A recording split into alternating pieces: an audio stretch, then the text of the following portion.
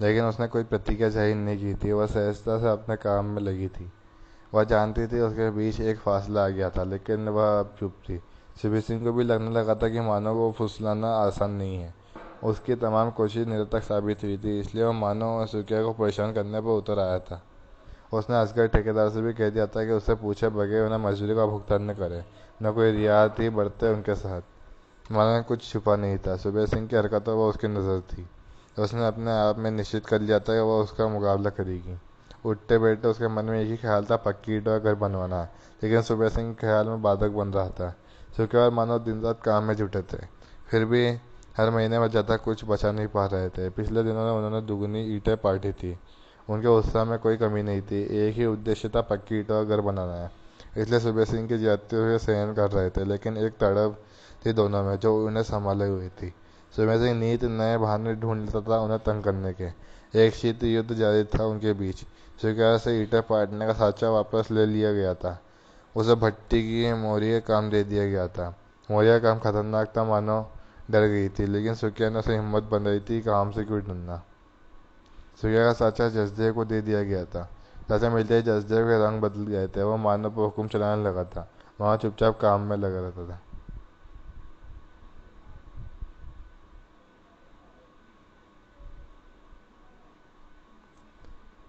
कल तड़के ईंट पाटनी है, ईंटें हटाकर जगह बना दे।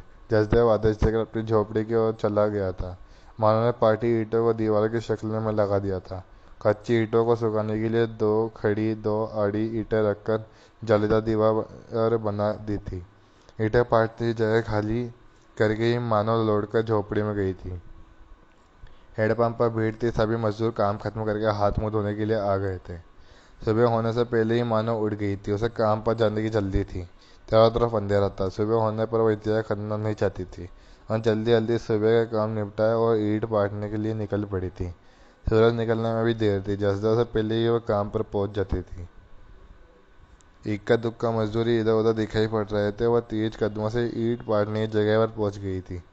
वहां का दृश्य देखकर अवाक रह गई थी। सारी ईंटें टूटी फूटी पड़ी थी, जैसे किसी ने उन्हें बेदर्दी से रोन डाला था। ईंटों की दयनीय अवस्था देखकर उसे चीख निकल गई थी। वह दाढ़े मार मार कर रोने लगी थी। आवाज़ सुनकर मजदूर इकट्ठा हो गए थे। जितने मुंह उतनी बातें, सब अपने अपने अटके गले लगाए थे। रात में आंधी तूफान भी नहीं आया था, न किसी जंगली जानवर का ही ये काम हो सकता है।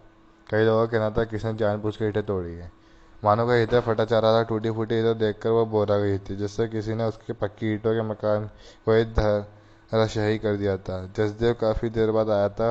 वह निरपेक्ष भाव से चुपचाप खड़ा था, जैसे इन टूटी फूटी ईंटों से उसका कुछ लेना देना ही नहीं था।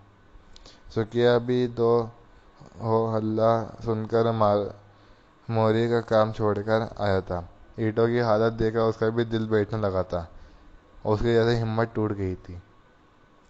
वह फटी फटी आंखों से ईंटों को देख रहा था।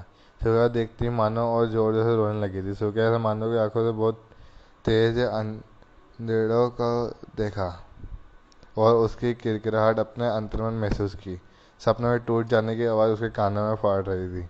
असगर ठेकेदार ने साफ कह दिया था, टूटी फूटी ईंटें हमारे किस काम की, इनकी मजदूरी हम नहीं देंगे। असगर ठेकेदार ने उनकी रही सही उम्मीदों पर भी पानी फेर दिया था। मानो ने सुकिया की ओर डबडाई आंखों से देखा। सुकिया के चेहरे पर तूफान में घर टूट जाने की पीड़ा छलछला आई गई थी। उसे लगने लगा जैसे तमाम लोग उसके खिलाफ है। तरह तरह की बातें उसके सामने खड़ी हो जा रही थी। वहां रुकना उसके लिए कठिन हो गया था। उसने मानो का हाथ पकड़ा, चल, ये लोग हमारा घर न बनने देंगे। पक्की ईंटों के मकान का सपना उन्हें पकड़ से फिसलकर और दूर चला गया था। भट्टे से उठते काले धुएं ने आकाश तले एक काली चादर फैलाई थी। सब कुछ छोड़कर मानो सिक्के चल पड़े थे, एक खानाबदोश की तरह जिन्हें एक घर चाहिए था रहने के लिए। पीछे छूट गए थे कुछ बेहतरी पले पसीने के अक्स जो कभी इतिहास नहीं बन सकेंगे। खानाबदोश जिंदगी का एक पड़ाव था ये भट्टा। सूर्य पीछे पीछे चल पड़ने से पहले मानो ने जसदेव की ओर देखा था। मानो को यकीन था जसदेव उनका साथ देगा, लेकिन जसदेव को चुप देखकर उसका विश्वास टुकड़े टुकड़े हो गए थे। मानो के सीने में एक टीस उभरी थी। सर्दी सांस में बदलकर मानो को छलनी कर गई थी। उसके होठ फड़फड़ा थे कुछ कहने के लिए, लेकिन शब्द घुट कर रह गए थे। सपनों के कांच उसकी आंखों में किरकिरा रहे थे। वह भारी मन से सूर्य के पीछे पीछे चली पड़ी थी, अगले पड़ाव की तलाश में, एक दिशाहीन यात्रा पर।